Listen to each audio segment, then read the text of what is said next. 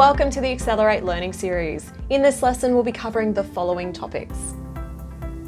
Each section is bookmarked and timestamped for easy navigation. You can also adjust your video playback speed to suit your own pace. To help you get the most out of this lesson, we do recommend that you download our notes guide within the description box below, and do take notes as you go through the video to help form questions for the Q&A session. I'll hand you over to our expert now. Happy learning.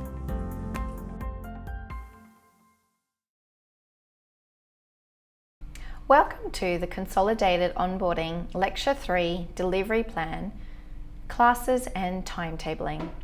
Today we'll be covering the following system areas: classes for full qualifications or online self-paced courses, how to timetable your full qualifications, which will create workshops, and to delve into the specific areas will be creating, scheduling and timetabling classes, enrolling students into a class, managing, resulting and issuing awards for enrolments, and basic attendance marking. Hope you enjoy this lecture recording. In this session, we'll be looking under the courses menu, looking at classes, creating classes, and then timetabling to create the workshops. The difference between classes and workshops are classes is where all your accredited data is stored and how you schedule your units. And this is also where your students enrolled into. Workshops, on the other hand, are containing the direct engagement with the student. This includes the date, the time, the room, trainer, and how to mark attendance. A class can also be known as a cohort, an intake, just depending on your terminology that you have set up in your system settings. In our classes list, we can see all the classes that we have created at the moment. Classes is also the area where we set up our units, we set up our schedule for the course, so the unit proposed start and end date, and this is where we actually enroll our students into the qualification. It is also the area where we go and issue the certificates from, and also result the students. Classes is also where we will find our online assessments or any e-learning attached to the units. When you attach e-learning or any online assessments to a unit, that will pull through as a default in general cases and will show in your update page of the class. In today's session, we'll be purely creating a class to timetable and schedule a full qualification. We'll also have a look at how to create a class for online-only delivery or self-paced learning. We will not be covering short courses today. This will be covered in a future lecture recording.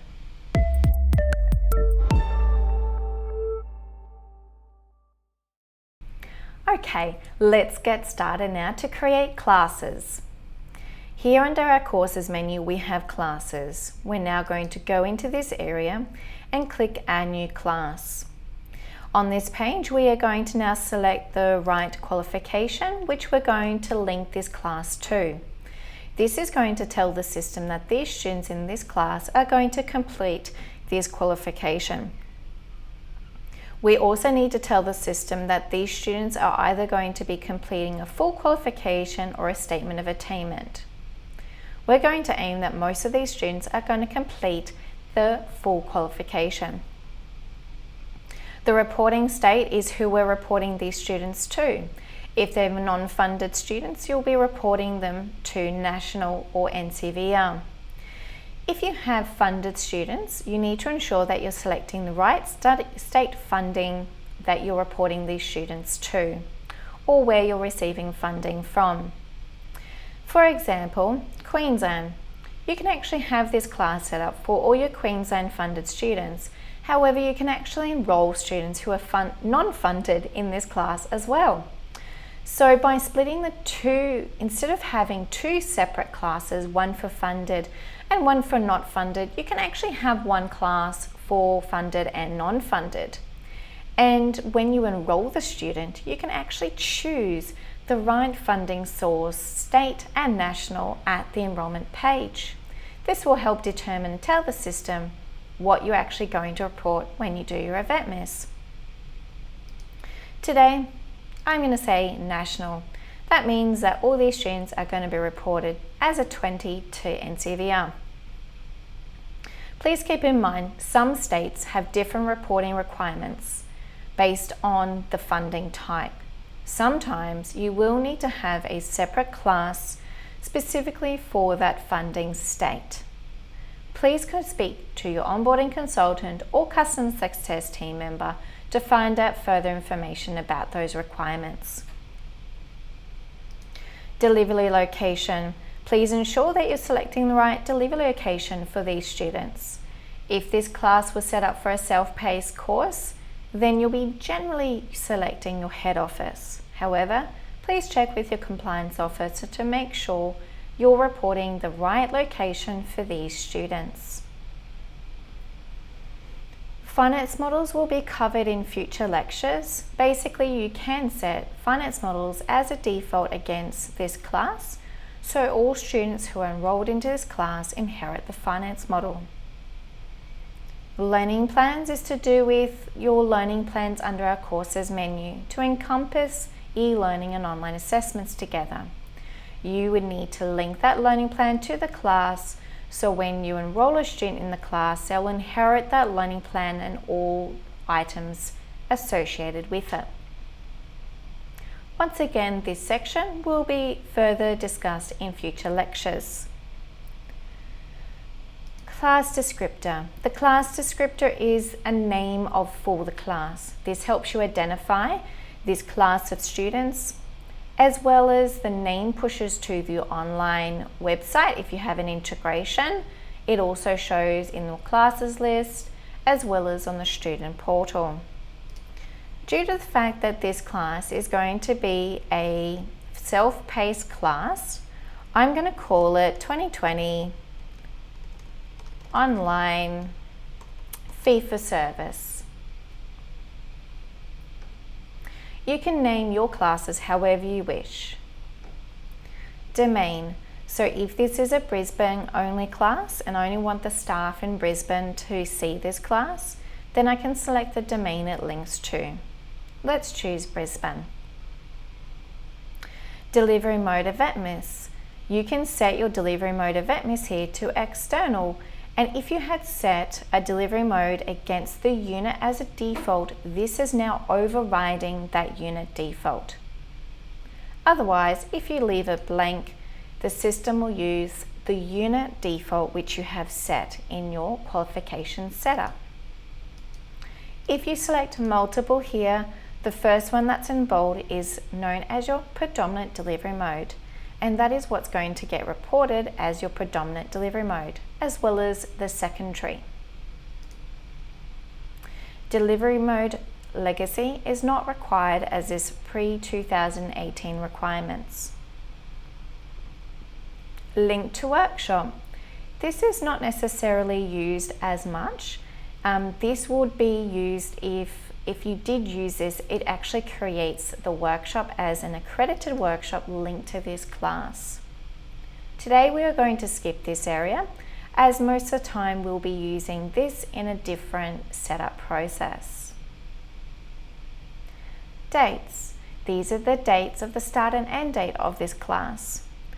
I'm going to say that this class is an online class and we give the students 12 months to complete the course. I'm going to say it's January 22, and if someone was to start on the 1st of the 1st, they should be finished by the 31st of December. However, we will be able to enroll people in this class if they started, say for example, in March, and the system will automatically offset the dates for you. If you were to check this box, this means that all students in this class will inherit the same start and end date, and you will not be able to change their commencement or expected completion dates. This is used if you have absolutely set start and end dates for all units and all students. Duration, I'm going to say they have 12 months to complete. This is not a calculated field. This is purely an internal field that you can use, but also can be used to tell the student the duration of this course and how long they have to complete it. That field can be pulled into your templates. Close days. Close days is how many days prior to the start date you want to stop any enrolments. Because in this case, we need to be able to enroll anyone that we like within the state range, I'm going to leave this blank. However, if I put 5, it means that 5 days prior to the 1st of the 1st, we won't be able to enroll any student into this class. That also impacts your online enrolments. If this class was a class of vet and school students, then you would need to select vet and schools, selecting the organisation and type. If you have a school set up in your organisation's list and you've set the school type against it, it automatically populates the school type. Job card ID is to do with allocating a job card ID to all students in this class for finance when you're exporting to MyOB. This is not used as much for vet clients, however it is capable for you to utilise if required. Course fee. How much are we charging the students in this class? I'm going to say this course is a $2,500 course for students to pay. Obviously it's not including GST because this is only tuition fees and tuition fees don't include GST. A VETMIS. We would only tick this if for whatever reason you don't need to report these students in this class in your VETMIS files. Otherwise, you would never ever tick this, especially if you're an RTO using this for vet purposes. Owner is the person who is setting up the class. Maybe I'm the one setting up the class, but someone else is responsible for all the administration or the training management side of things. So I may allocate the class owner to another user of the system. This allows you to allocate workflow automations to the owner of the class. For example, you might get the system to create a task for the owner to gather resources or to send out the paperwork to the students, and so on and so forth. So the owner can be quite powerful in the system to allocate tasks to. Client contact. Client contact is if we had this class set up for a specific client that we're training. So we might have this class set up so that it's all the students from a large organization and all the employees are going and completing a Cert 2 in individual support. There might be a training manager that you deal with. So that person would be your client contact. So we could simply put in, for example, Movie World, and we would say maybe it was Andrew who is our client contact. This will help impact the client portal in future, and it will allow Andrew, when he logs into his client portal, to see this class of students and their progress. Default facilitator or trainer. This is the person who is going to be allocated as a trainer against all students in this class. We can override at the student level and the unit level the trainer if required. We can see here that Andrew is available to train and assess all units of competency in this class, but we also have a David, but he can only train some units. So it's a very good way to know who can train everything and some units. If I select more of the units, I may find some further trainers pop up in the list. Okay, I see the same people, but we can now see that Andrew and David can only actually train some of the units in this class. This is all handled by your trainers list and competency list under the context menu. I'm going to say that Andrew is going to be the main trainer, even though he can only train some of the units. We will have to actually go into the units that he can't train and update it to say David, for example. You can notify the facilitator by email to say he is allocated to this class. Class assessors. Class assessors is who are we allocating as the default assessors for this class of students. This only impacts our online assessments feature. Trainers or facilitators and assessors do not impact any external e-learning system, like for example Moodle. If you were to select a trainer or assessor here, it does not impact your Moodle account. It's only for aXcelerate purposes. And as I said, class assessors are only for our online assessments. You may have 2 trainer assessors doing both some of these units in this class. So we can allocate multiple assessors, but we can't allocate multiple trainers at this point in time. Student portal notices can be utilized as like a little notice heading that will show up in the student's portal. Scrolling through, we have the ability to import other units to this class if it's outside the qualification scope. But we can now see that all the cores and electives have now appeared down below. These are shown here because we've set up our qualification with the right electives and cores that we've told the system to use. And it's drawing this information from the qualifications section here.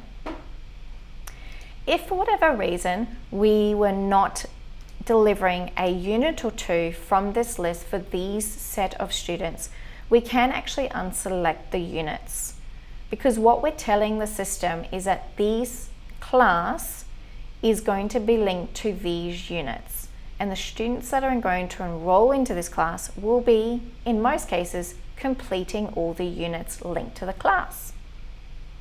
However, for today, I'm going to tell the system we're selecting all units, and all units are going to be linked to this class. We've now successfully created our class. Once we've finished everything, we can then click Create Class. And well done, we have now created your first class, and this is purely going to be for our online students. We can see it has been added to our class list and all the summary details that we've set up. We can also see there's a green box that basically indicates that it's created a new class for us. So in this little part of today's session, we looked at how to create a class.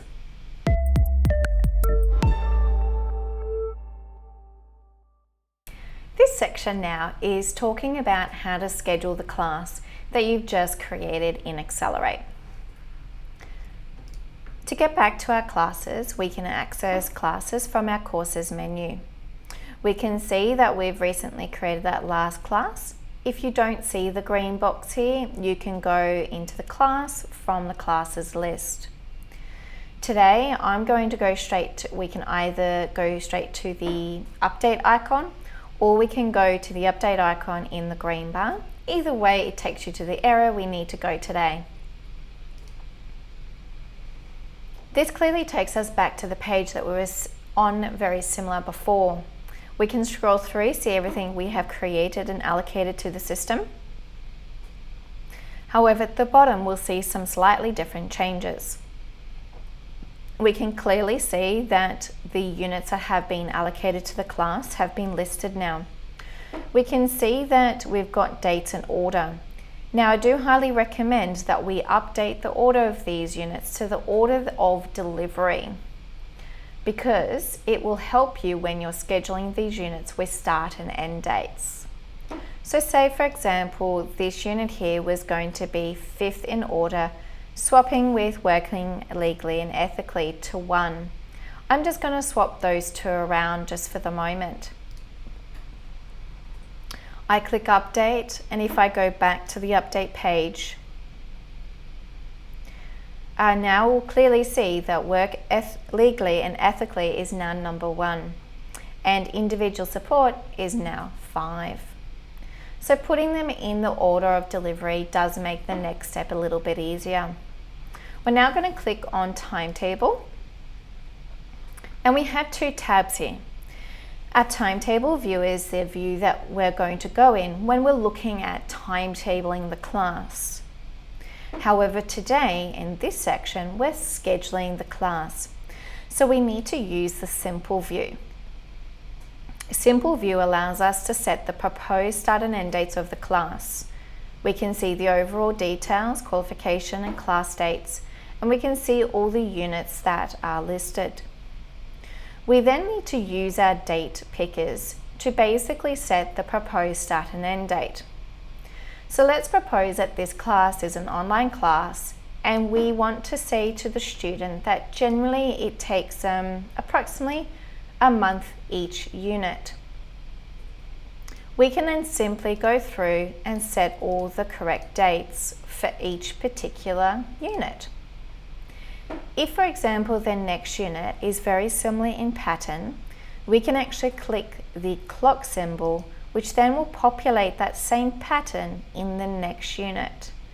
However, we all know March is a little bit longer than 28 days. So I'm going to push that out to 31. I am going to double click this icon, and what it will do, it will go through and populate the rest of the dates. However, some of the dates don't seem to be correct to me. So I'm going to slightly change these dates a little bit accordingly.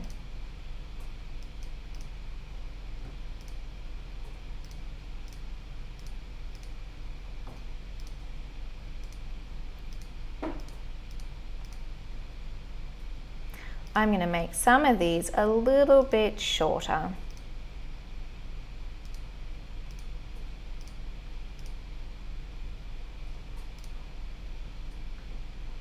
Think that looks close enough for me today. So basically setting up all the unit start and end dates here will allow you to inherit these dates when you enroll a student. So when we enroll the student, these proposed start and end dates actually get inherited. If the student started at a different date, for example in March, the student's commencement date would be, say for example, the 1st of March. And the first unit, which is CHC Leg 001, would be the first unit that starts in March. And instead of the last unit ending in December, it will end in about February next year. So the system actually offsets the dates for you. If, for example, you give the student the full 12 months to do any unit whenever they like, then obviously you can set all the unit start and end dates for the full 12 months. This will depend on your schedule and based on your training assessment strategy. Once we have set our unit start and end dates, we then need to click Update Schedule. If we were going to timetable this class, we can click Timetable after saving dates. But for today, we're just going to Update Schedule. That's now been saved. If we go back to class and scroll down, we'll now see that all those dates have now been set. Our numbering has now disappeared and now has been overridden by the dates that we have set. This will show in date order as well. A schedule is to do with your unit delivery dates. If we were to timetable, that is to help you show the course or the timetable in the calendar, and it allows you to set the room, the trainer, the date and the time. So as we know, this class is only going to be for online students, so we are not required to timetable.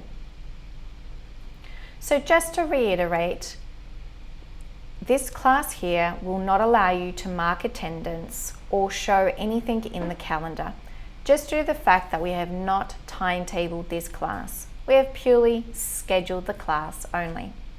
Thank you very much.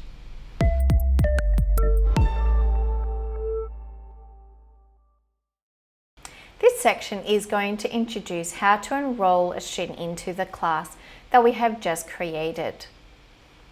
First, we need to go to our classes page. We then select the class that we're going to enroll the student into. Now, this is one particular way of enrolling a student. I will demonstrate how to enroll a student from a contact page. But for this section, we'll look at how to enroll from the class. We click Enroll in the top of the menu. We have two options. We can either select and search for a contact name, organization, or contact ID, or we can simply create a new contact on the fly. Once you've filled in the details, it will add them as a contact to your system, or if you've done a mistake, we can discard that adding of a new contact. I'm now going to enroll a previous contact we have added in a previous session. If we needed to add another contact to the enrolment, we can simply select someone's name and add them to the enrolment process. This is also known as multiple enrolments. If you are doing a multiple enrolment, the following screens will be really important to know that anything you set against the enrolment page will be inherited by all students in the multiple enrolment process. For today, I'm going to just do a singular enrolment. At the bottom, we have the ability to cancel, enroll tentatively, or fully enroll as in progress. Enroll tentatively is a great way if you're wanting to find out further details about the student's eligibility, further paperwork that is required for this person to complete their course. Or if we're all a confirmed student and we're ready to go, let's click Enroll. On this particular page, we can see that we have some special requirements.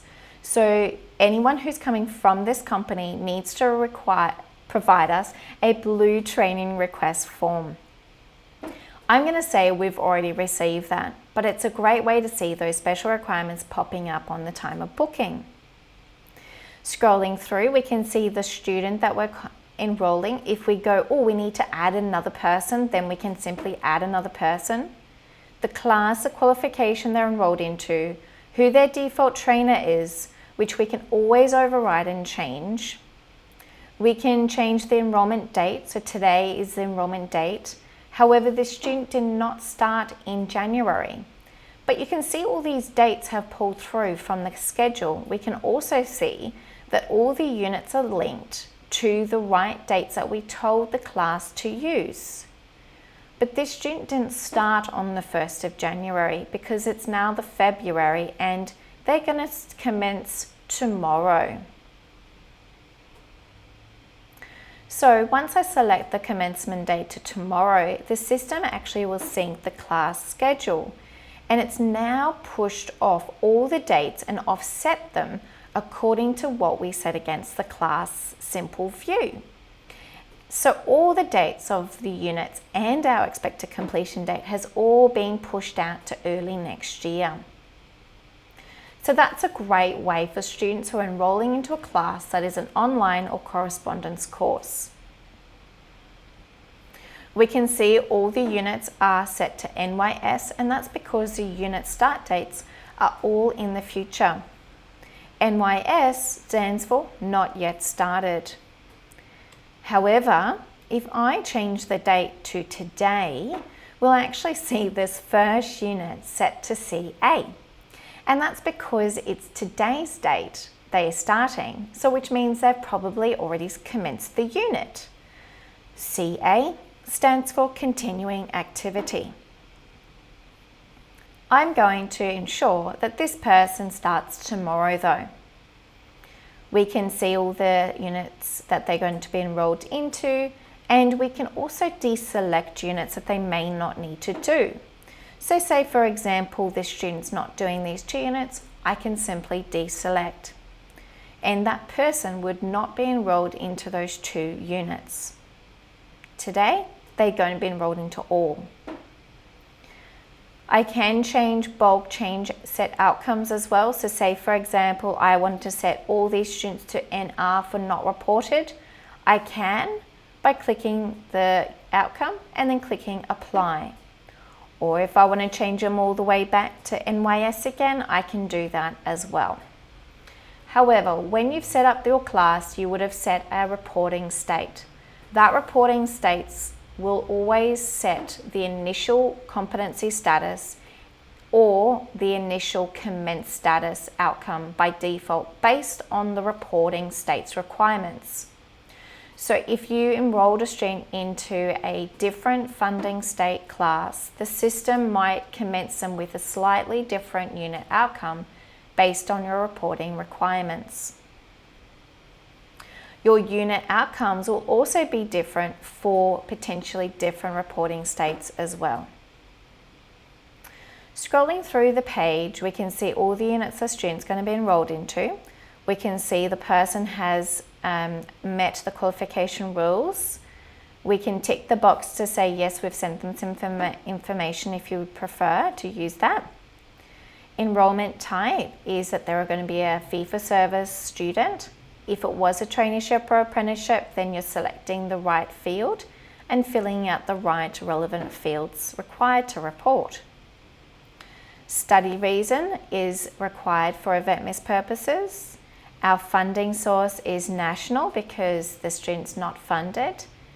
If this class was set up for a Queensland, for example, funding reporting state, then we would be setting potentially a different national funding source, and we would be able to select the state and the contract schedule required to report.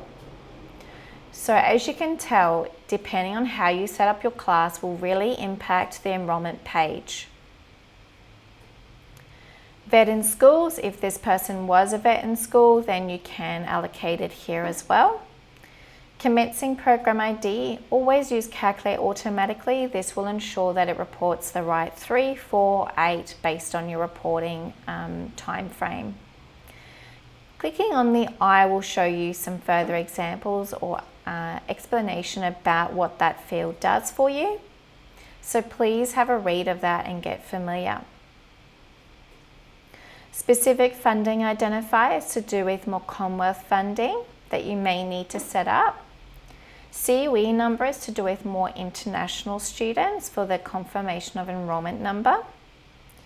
EVETMIS is if you do not want to report this student in your EVETMIS files, but obviously in majority of cases you'll be needing to report them. And comments is general comments about the student's enrolment. Once you've completed all the EVETMIS and required fields, then we can click Enroll. We've now successfully enrolled our student. This particular page here is to do with our qualification fees. This section today we will be skipping, and this will be revisited in a future lecture. Today I'm just going to go back to enrolment status page.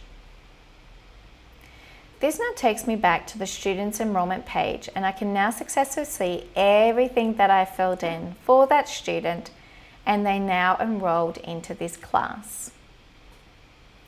You can see that the person's enrolled into that class, and we can also see that the student is not enrolled into any workshops in the system. And that's purely because we did not timetable the class and we didn't tell the system to book them onto any workshops. We can see all the enrolment dates for commencement, expected completions, all our unit dates, and all the EVETMIS data as well down below. Participant log is a great area to be able to go in and see what has been done and who's done the changes in the enrolment as well. So that concludes the basic enrolment process of how to enroll a student into an online fee-for-service class as an example today.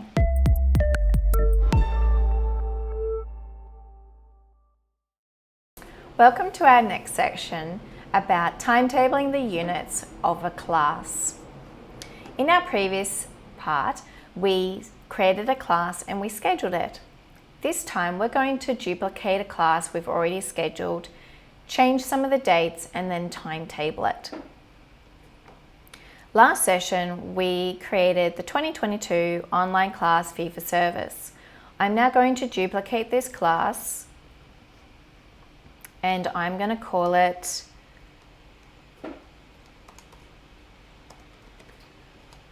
the Monday to Wednesday, 2022, Monday to Wednesday. I'm making a very simple name just so that I remember as well when we timetable it that we're going to timetable this class for Monday to Wednesday. I'm going to say the face-to-face sessions start on the 10th of January. You can see that the end date has automatically changed according to the schedule in the previous class. In the previous class, we don't have any timetables, e-learning, assessments, or learning plans, so we're not going to duplicate any of them. However, if you were to duplicate a class that was timetabled, those timetable session names will pull through to that new class no matter if the class descriptor has been changed. We will cover that a little bit further towards the end of this section. Now going to submit that page. And I can see that we have now created a new class and it's called 2022 Monday Wednesday. I'm now going to click on the update icon and we can now see that everything that was in our first class has now all pulled through. If we needed to change anything that we could do so, maybe it was a different location, different domain, things like that can be updated accordingly. Or maybe there's a different trainer. So we can change anything that is required. We can see down below all the units that have been selected, but you can also see all the dates. Those dates have automatically been offset based on the start date of the class that we've just timetabled or duplicated, So all the dates have now been offset according to the previous class schedule. We're now going to hop into timetable. Last part we did simple view. We're now going to look at timetable view. When we go into our timetable page, we have all the units that are listed. We can also see the proposed start and end dates that we've set against our simple view. When we choose to timetable a unit, those dates will pull through to our timetable page. So it is good to schedule a class before you go and timetable. I'm now going to select our first unit to timetable for the month of January-February. I'm now going to click Create Timetable. This takes us into the settings for this particular timetable. We have the ability to see what we're timetabling, what class and date. The session name is the name that's going to show on the student's calendar, admin, trainer calendars. This is really important for you to easily identify the session name. So please choose something that is relevant. You can either choose the session name to be the unit code, the class name, or you can simply choose your own combination. If you choose the unit code, the session type that is created in the background that helps maintain our sessions will be the unit code and name. If we choose a class name, the class type will also still be the unit code as the name and code. If we choose other, it will also use the session type as the unit code as well. I'll explain what session types are or workshop types are after we've timetabled this unit. I'm going to choose Other, and I'm going to call this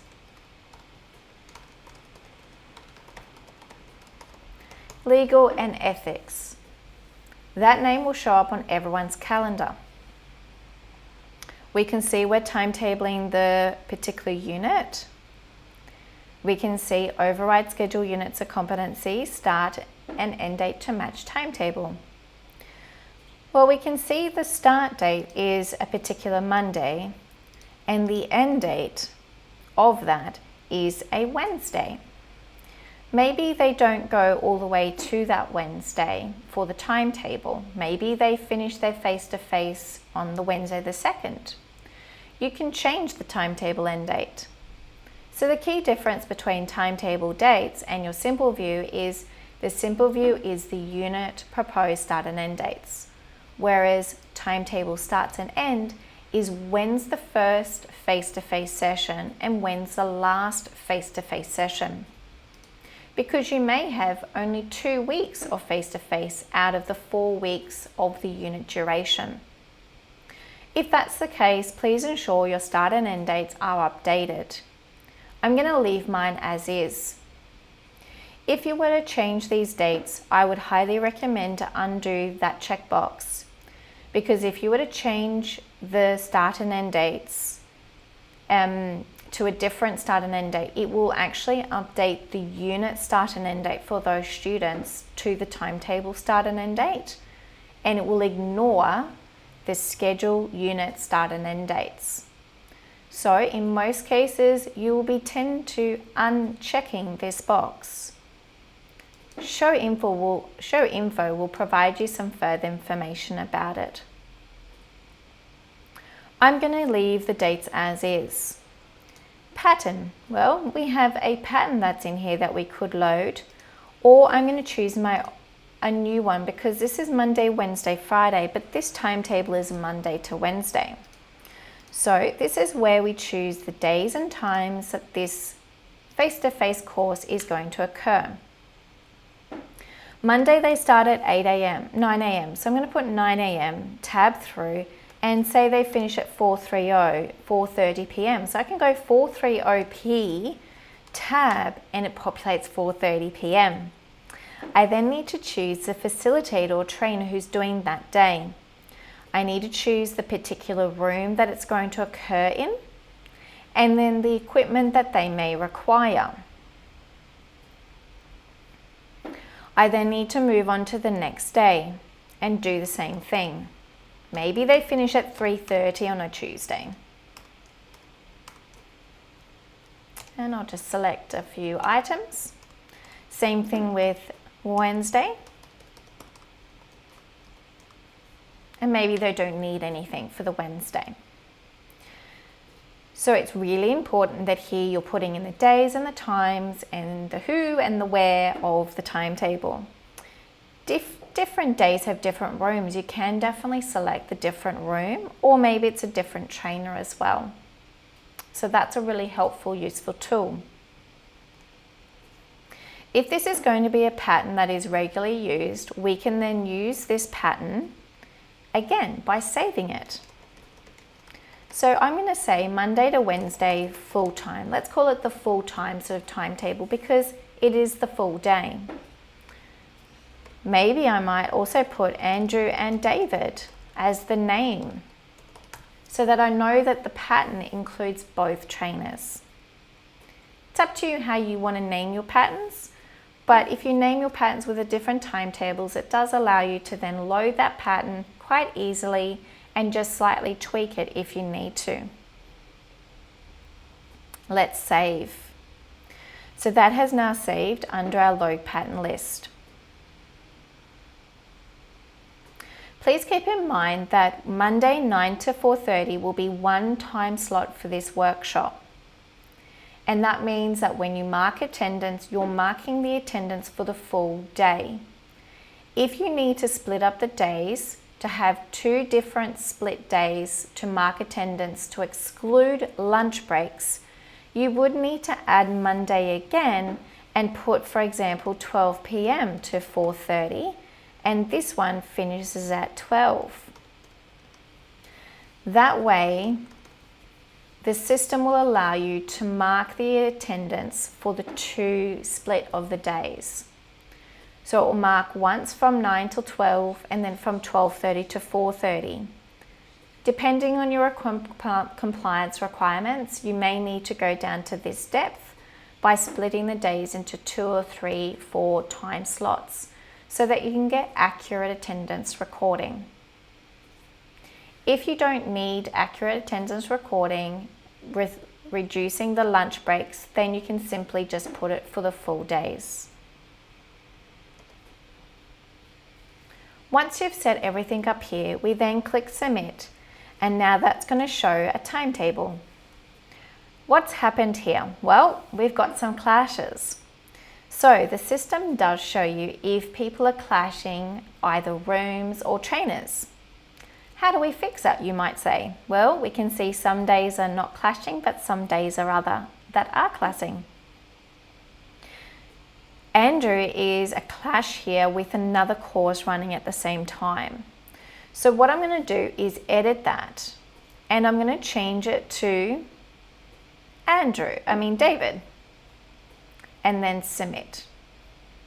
That's now taken away that clash. I will just repeat that step for the other days.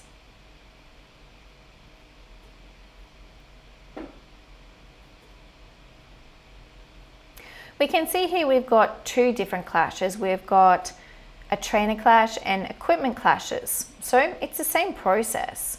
We can then remove the clashes, or we go, oh, that's fine, we'll take that away, or maybe they're going to share it somehow. So you might just ignore the clash and move on. Otherwise, you can always update it. And then I can also do that last one, and now we have no clashes. If you were happy for some of those clashes to occur, you would have the option just to ignore the clashes and move on. We have no clashes now, so I'm going to confirm all dates. We can now see that the unit has now been successfully timetabled. We can see the dates that are on the right hand side, which basically indicate that there is now a workshop linked to this unit. Whereas the rest following through, they do not have a timetable at the moment. Let's have a look at what's occurred with this particular workshop. I'm going to open this as in a new tab, and it takes us to our complex states page. But if we click on workshop details, this will now show us the workshop. But the key thing to understand is, what's the workshop type in the background? As I said earlier, depending on which one you choose, sometimes the workshop type will choose a different naming convention.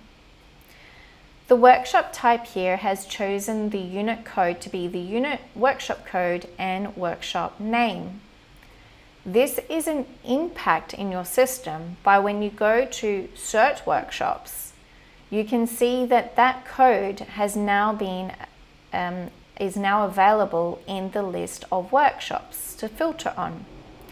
So that gets a little bit confusing if they're both the same code and name there. But if we select that, we can now see that is a workshop that we've now created.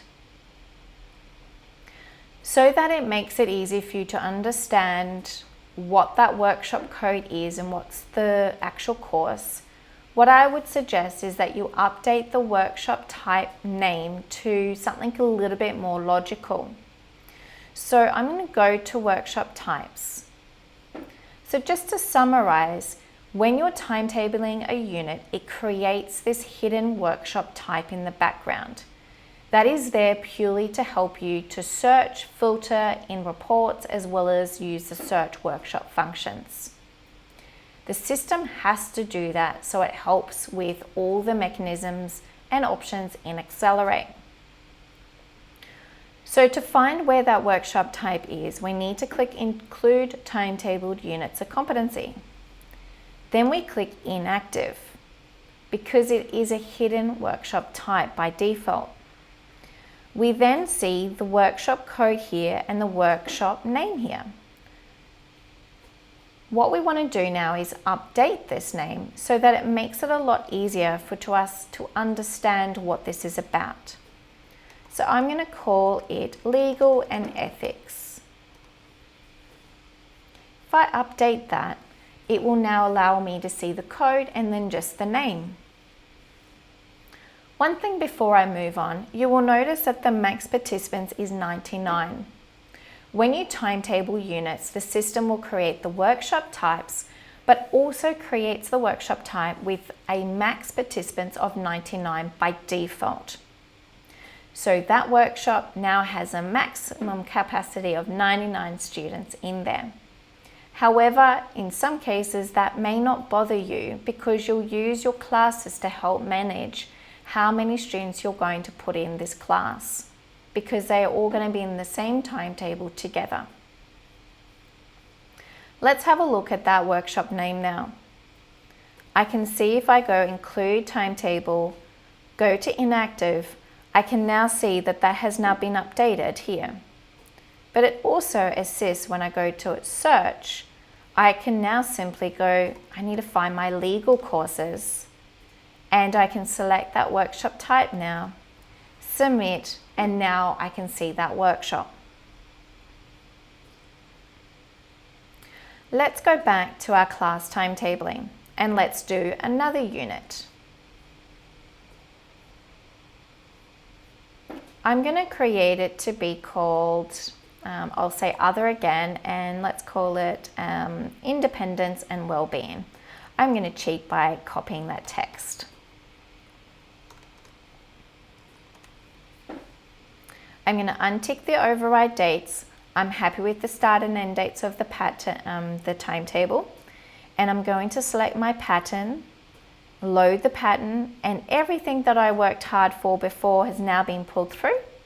And I can then change, maybe I need to change this to Andrew because it's Andrew going to do all the days for this particular unit.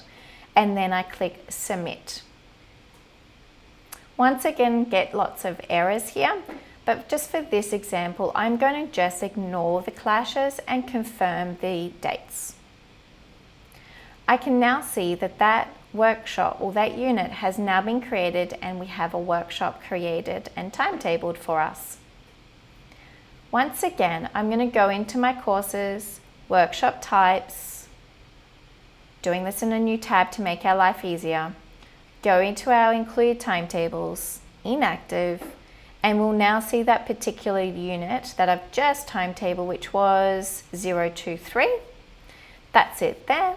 And we want to update the name so it's a little bit more understanding. And let's call it independence and well-being. Now, once again, clicking search, we can now see that we've got independence, well-being, and we also have legal ethics. We've now timetabled two particular units. If we go back to our class, we can now see that down below next to our units, we have the units listed and then the two workshops. So those pencil icons relate to the workshop that we've now timetabled, and we can see the name and the dates. We can clearly see from here what's been timetabled and what hasn't been timetabled. Remember, this now will allow us to mark attendance in the system when we enroll a student into this class.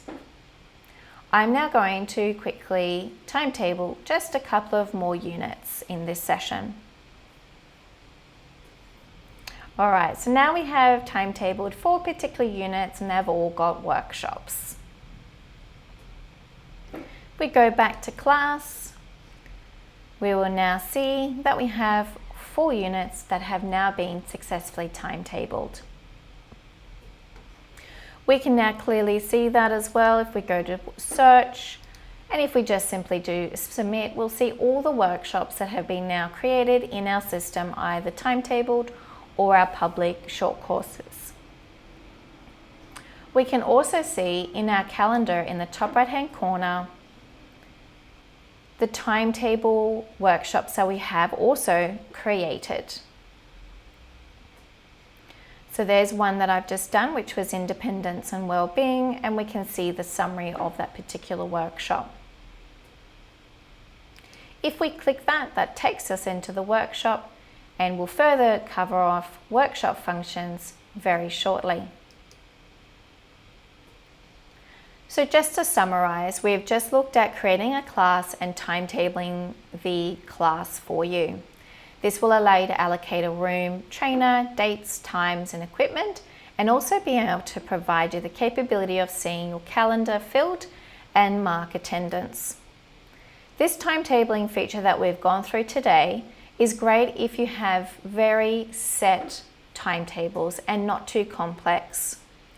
You may not use this timetable option if you have a very complex timetable.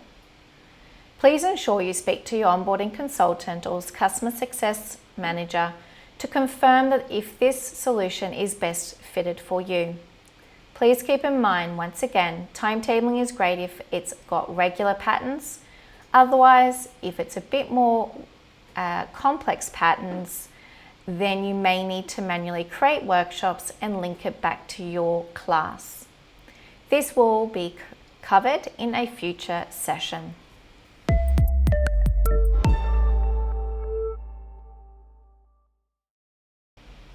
This section will now cover how to manage your student enrolments when you're enrolling someone into a timetabled class.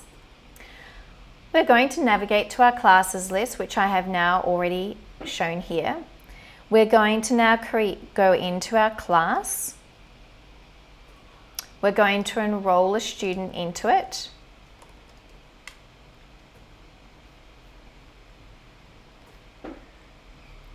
Once again, we see all the same details as we saw before. However, we see something a little bit different on this page. We can see the commencement date is that she is going to start on the 10th. It's a non-rolling enrolments class. The student's going to start on the 10th and go all the way through to January next year. So the system is enrolling today, starting back in January. So probably we should change the date to maybe an earlier date of an enrolment date to make it a little bit more real. And we can see the commencement date, expected completion date. We can see all the particular units, the dates, the schedules that we've set against the class as well. We can see the first 2 units are set to CA because they are already either commencing or in the past now. And we need to ensure that we book the student onto linked workshops. So ticking this box will now ensure that when we proceed through, the students will be enrolled into the class, the units, but also the timetable of the workshops. These are the units that have the workshop, as you can see, the spanner. The ones that have no spanner means that there's no workshop linked or timetabled. You may have noticed that these units have slightly changed dates. That is purely because sync dates is checked.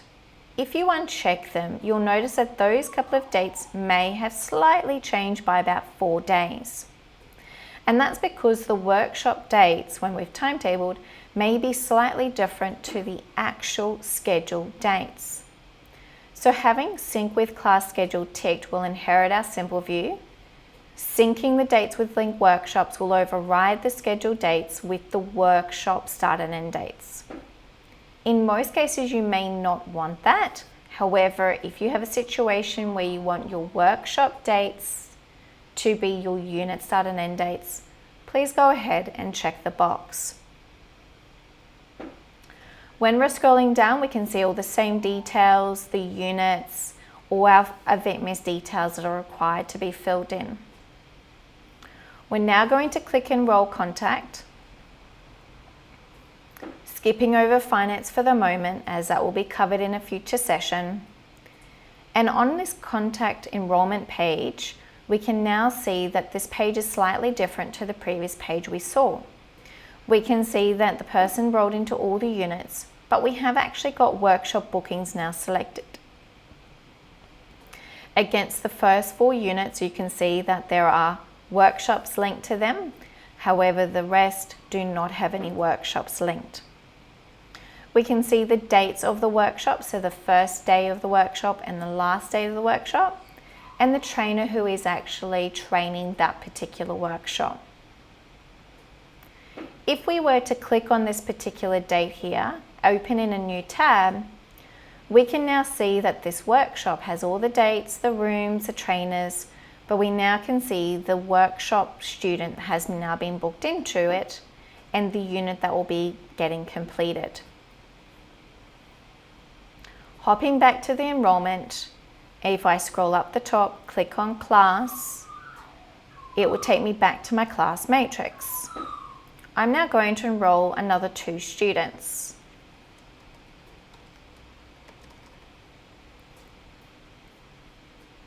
And we'll click enroll. We can now see that we've enrolled 2 more students in the same class. They're inheriting all the dates.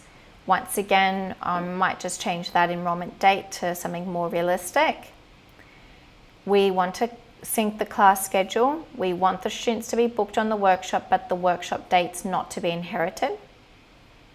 Same process, But what we're doing is doing a multi-enrollment here with 2 students. Now if I go to courses, search workshops for example, and we look for our legal one, we'll now see we have 3 students enrolled. Navigating into the workshop will now allow me to see all 3 students enrolled into this particular workshop or timetable. So when you enroll a student in your class into the timetable and the workshops, they will automatically be pushed into those workshops as long as you tick the Book on Linked Workshops function. In our next session, we'll be covering Manage Enrolments in classes and workshops.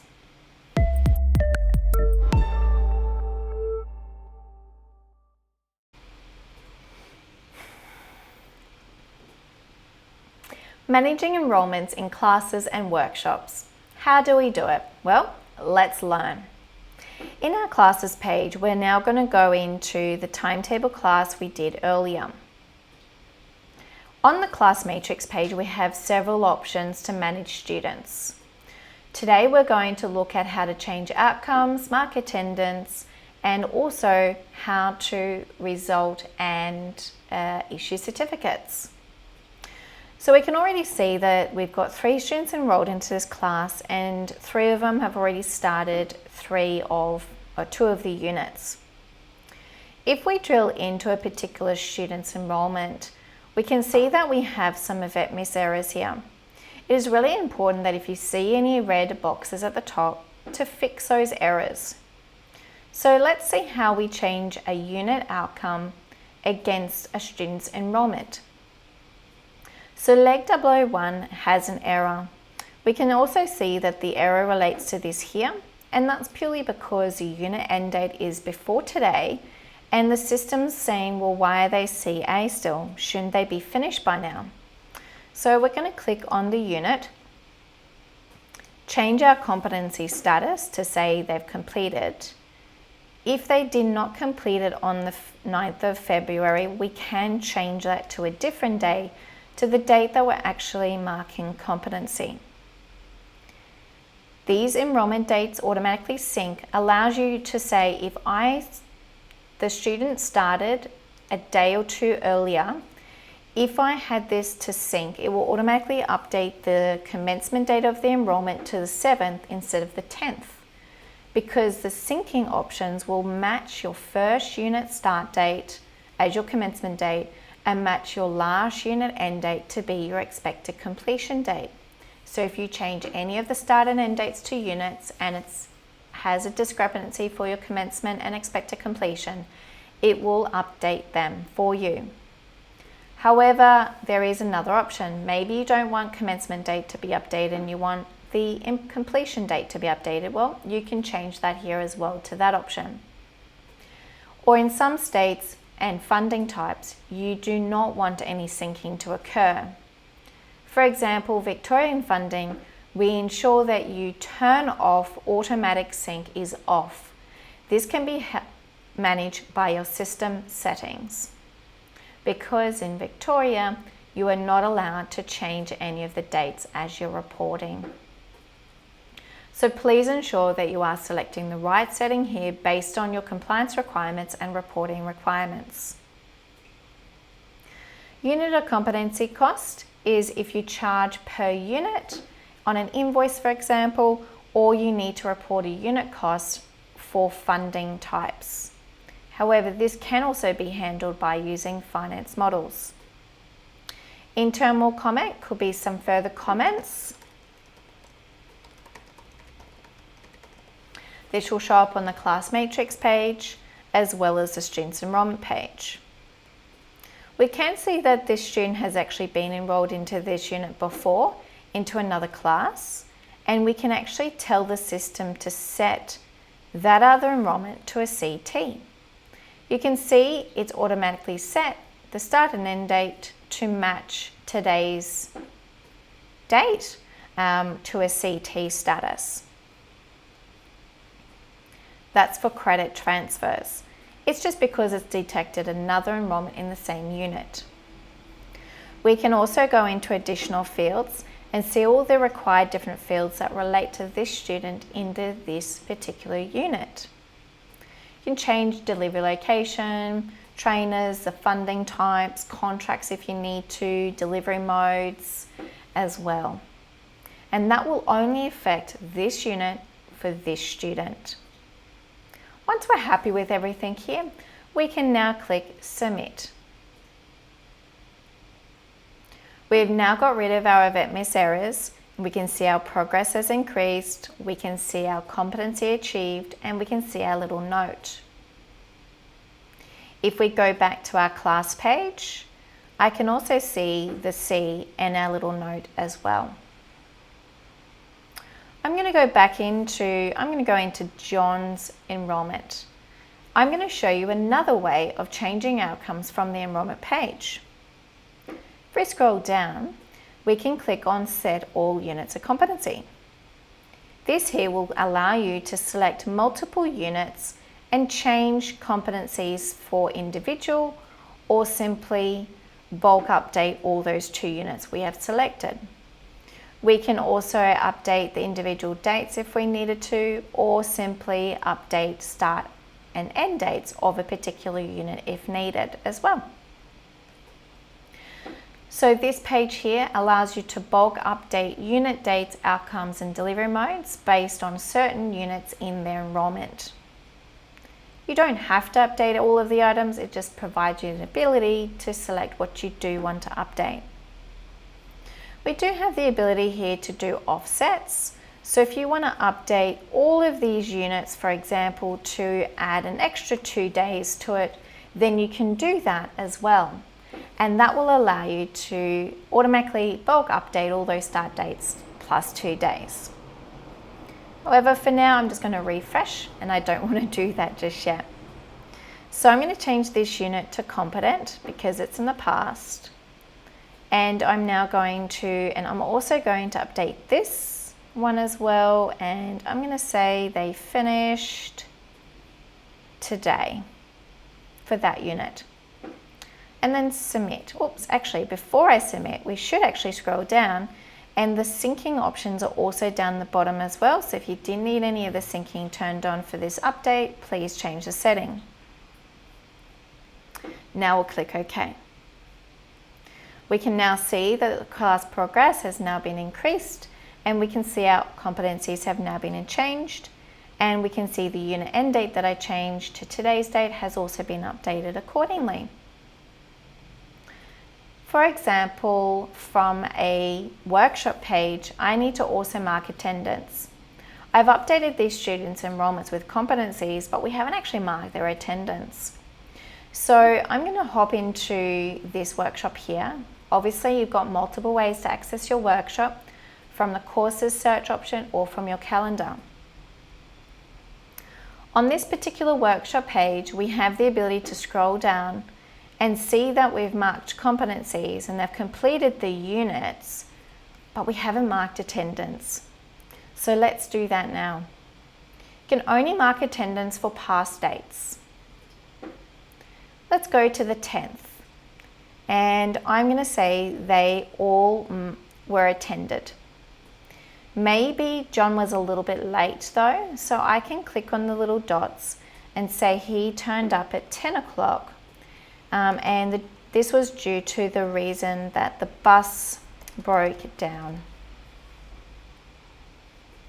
I can also choose our signature option as well, where you can actually get the student to sign when they've attended as well.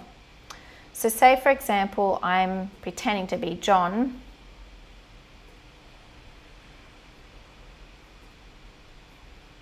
I can sign my signature and submit. You're basically acknowledging that everything is true and correct. I should be bulk, oh, I didn't tick that, sorry. And now we can then save the changes, and now that's now been saved and updated with the attendance. We can then go to the next section or session, and also mark attendance here. But maybe John didn't attend that day, so you might say he didn't attend at all. You can always put comments in here as well, and then save. Always make sure you save.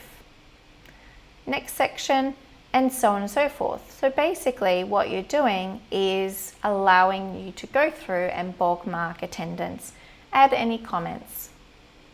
Students will be able to sign their attendance using the Learner app as well. Let's hop back to the workshop. If we scroll through, we can also print attendance sheets. This will allow us to choose if we want to print an attendance sheet per day, add enrolment and departure times, add a section for the signature for the trainer, and all you're doing is simply right-clicking on the page and telling the page to print. You can add certain other fields as well to show up on the particular page if you needed to, like so. And then back to workshop. So from a workshop page, this is where you mark attendance. The attendance is then calculated overnight and also then shown on the student's enrolment page. If we were to go and click on select action and jump into view enrollment, this will now take us directly to Allegro's enrolment page.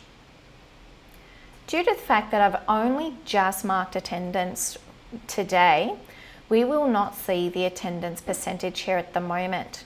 However, we can go to participant activities and view and see workshops, and we can actually see what's been marked and what hasn't been marked yet. If something is bold, it means the person has attended. If it has a question mark, it's in the past but no one's marked attendance. If it has a strike through, it means that no attendance was recorded.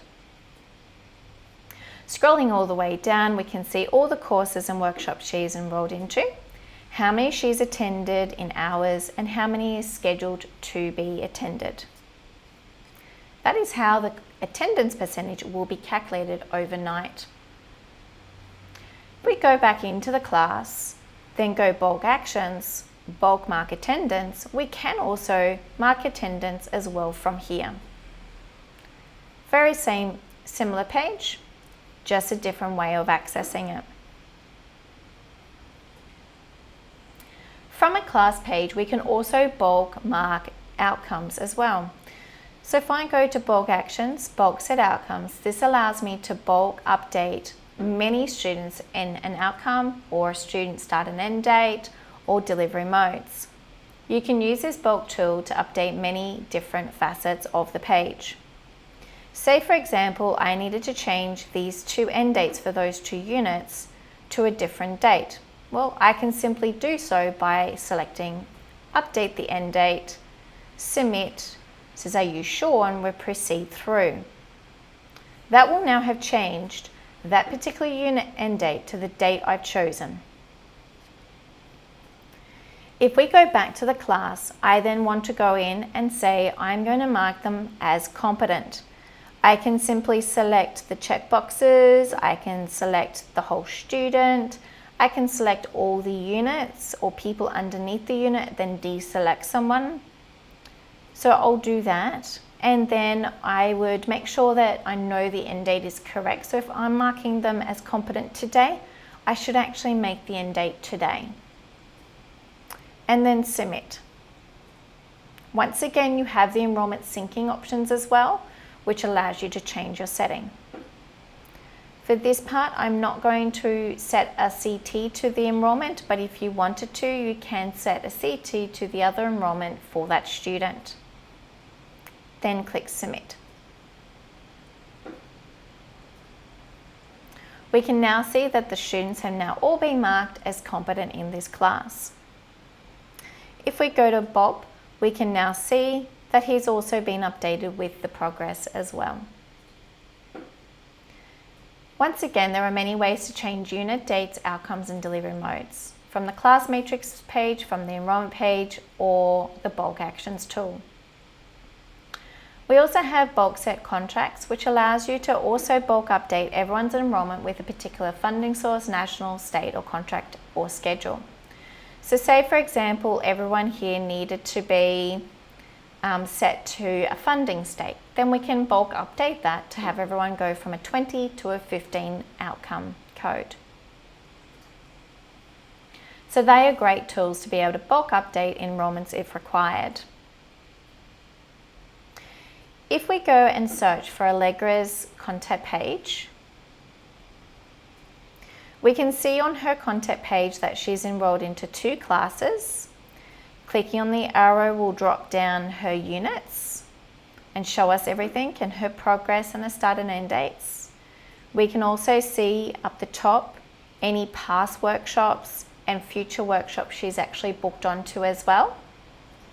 And you can navigate to these workshops from their contact page, like so.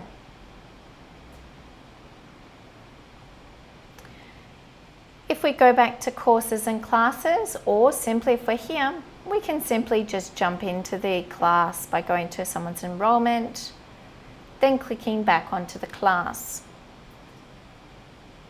Everyone currently in this class is in progress. None of them have completed just yet. For someone to be issued a full qualification, they need to have completed all the units in this class. At this point in time, we could issue a certificate of attainment if we wish for these 2 or 3 students if we needed to. That is by going to our certificates menu here, issuing a certificate, making sure we have our certificate type as statement of attainment, selecting our template, and selecting who we want to issue the certificate to. But unfortunately we can't, because none of these students have any valid USI. The system will prevent you from issuing a certificate to a student who has not got a valid USI. That is the main preventative here today. However, there are some potential other issues of why we cannot issue this person's certificates as well. That's mainly because they haven't got a completed date, they haven't completed certain units as well. So please ensure that the errors are cleared first before you can actually issue a certificate. Today, I am just going to cheat by changing a setting so I can issue a statement of attainment. This is not recommended for you to do. This is for demonstration purposes only.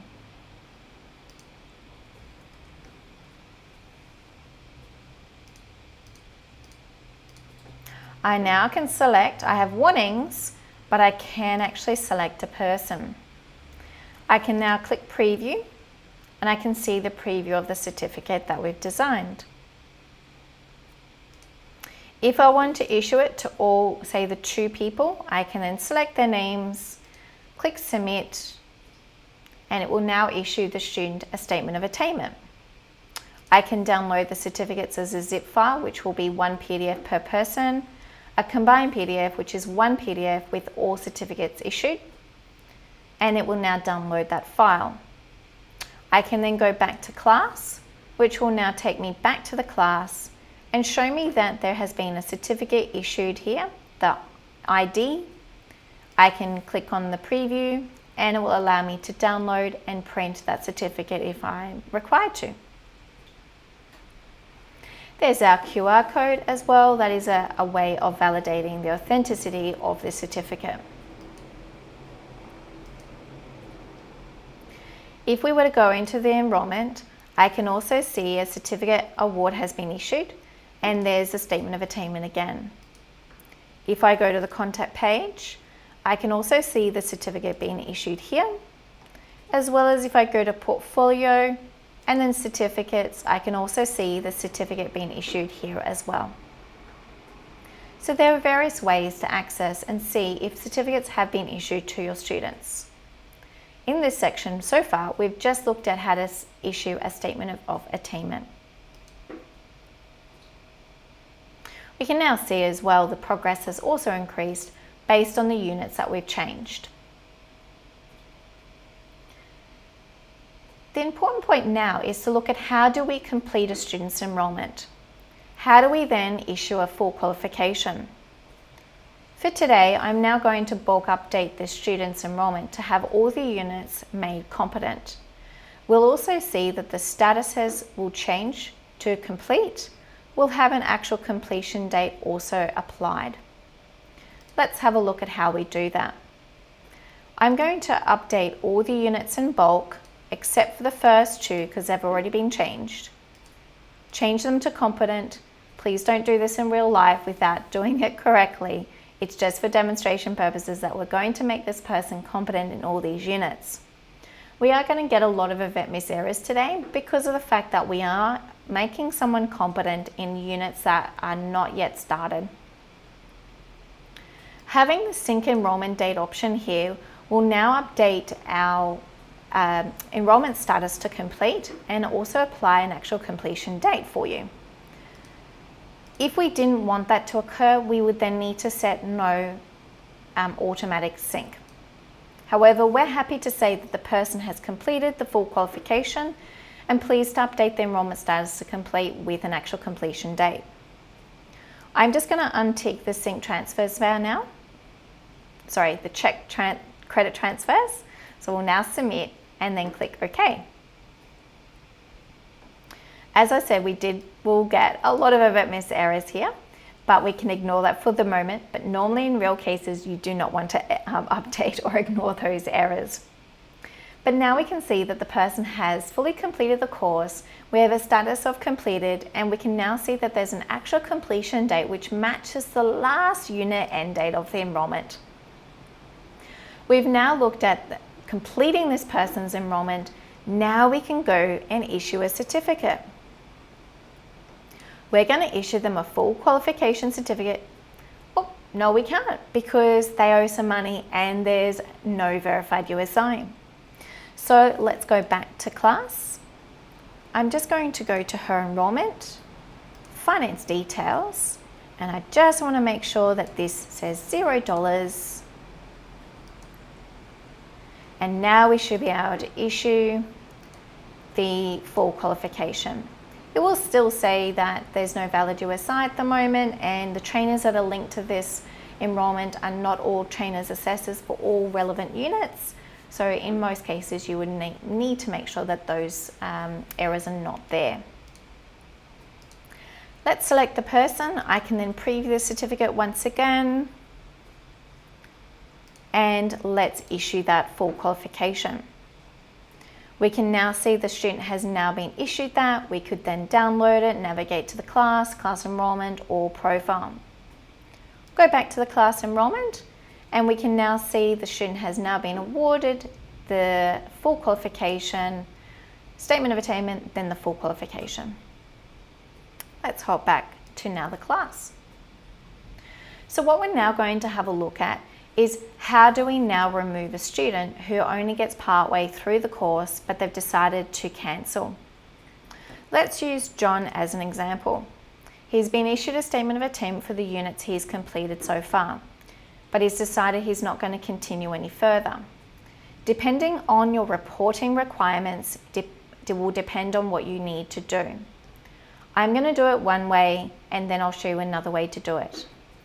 I'm going to change my units, except the 2 competent, to withdrawn. If you have reporting requirements where you need to put in the number of hours that they attended, please ensure that you update the hours attended field here against the withdrawn outcomes or units.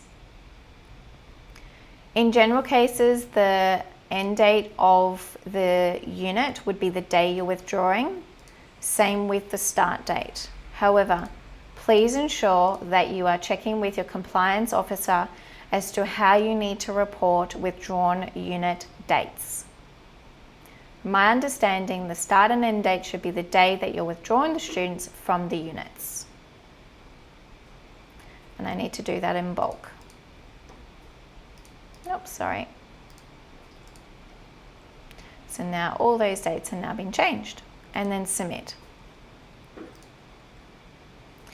When you're withdrawing someone, if there is a particular workshop attached to that particular unit, it will ask you what you want them to do.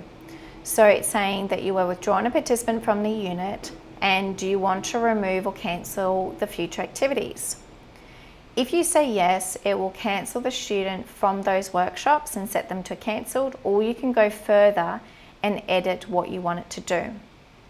I'm going to click yes, and we'll now see that the student has got 100% but only got some green. We can see that we've got withdrawns, and our progress has not changed from in progress to cancelled yet because we need to change that ourselves. But if I was to go into this particular workshop here, just in a new tab, we'll actually see that this person has now been set to cancelled as they've been withdrawn. The next step would be to set their status to cancelled. You can use the status qualifier. You can add comments if you would prefer, and then update their enrolment. If I scroll down, I can now see that I can access the history of those enrolment statuses. I can't delete the full enrolment because there's outcomes that are competent, existing, and certificates. You can't delete full enrolments if there's that data that needs to be reported still there. That's how you basically cancel a student out of a particular class.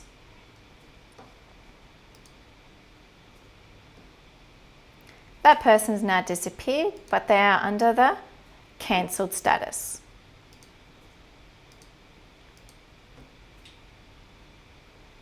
Let's go into Bob Paul now. I'm now just going to change his unit outcomes to NYS for the moment, because I'd like to demonstrate how we would update an enrolment and cancel their enrolment if I've accidentally enrolled him into the class.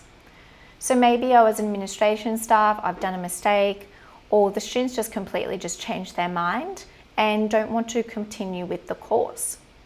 So we need to get them out of the class. We don't need to report them because they never commenced the course. How do we do that? Well, what we can do is we can go and click on our class. We can then go in and change our outcomes and set the unit, all of the units, to delete enrollee from the units of competency. However, doing this will not give you the warning to remove them out of the workshops that they booked onto. So this is generally not the best process. So I'm going to go back to my class, going to Bob. I'm going to set the units to withdrawn.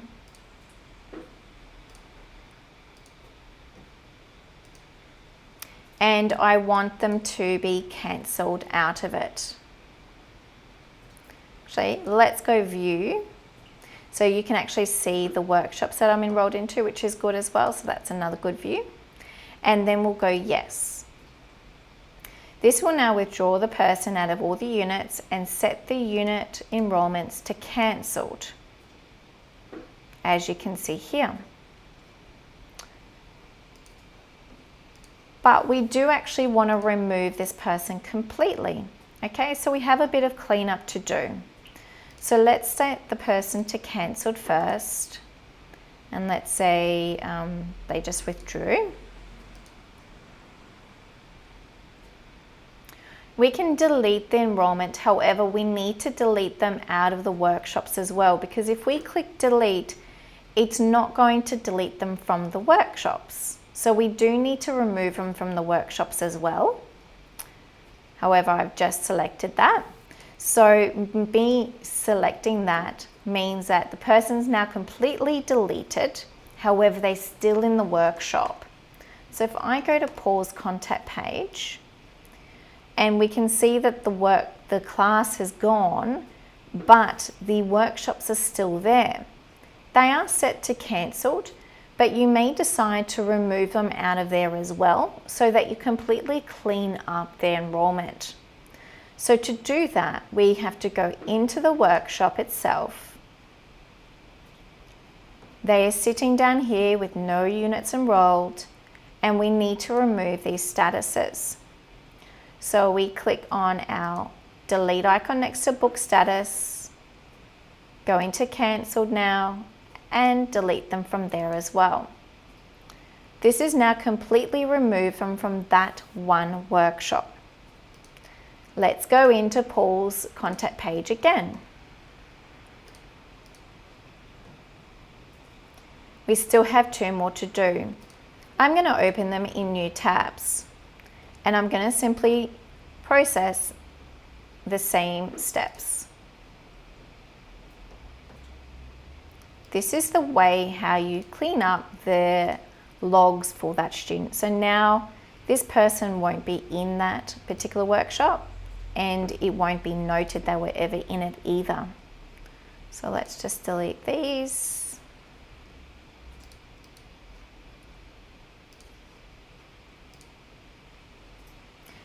And now they're all gone. If we go to workshop log, you will see that there has been a status set, and you can see also both status logs have been deleted. So there is a record there. If you go back to Paul's contact page, we'll now see that there are no workshops here that are now cancelled. They're all gone. If we scroll down, we can also see the enrollment into the overall class has also been deleted. So it does record enrollments being deleted. Again, as a note, for bookings being deleted, the log is against the actual workshop itself.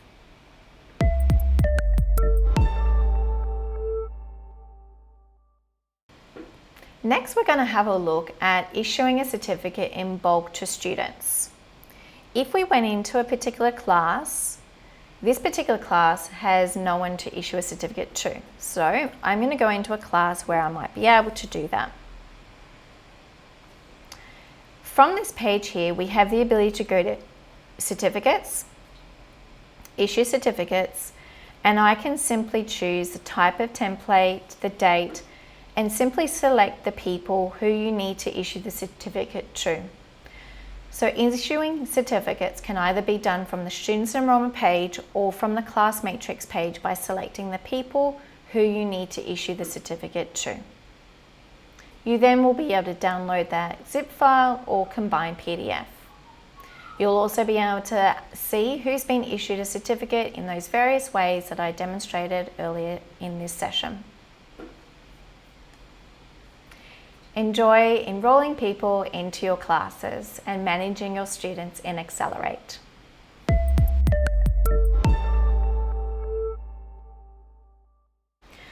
In today's lecture, we covered creating, schedule, duplicating classes, timetabling your classes for attendance, enrolling students, marking attendance, recording their results, and issuing certificates.